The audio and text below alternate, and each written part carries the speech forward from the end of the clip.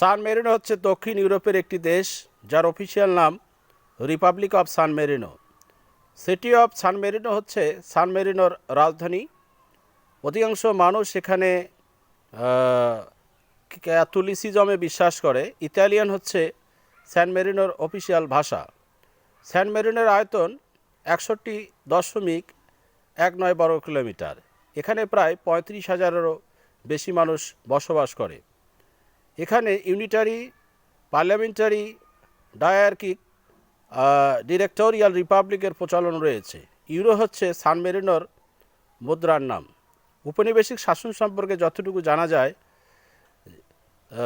297 খ্রিস্টাব্দে রোমান সাম্রাজ্যের অধিপতিরা তারা সান মেরিনোতে এসে তারা উপনিবেশবাদ বেশি দিন গঠন করতে পারেনি।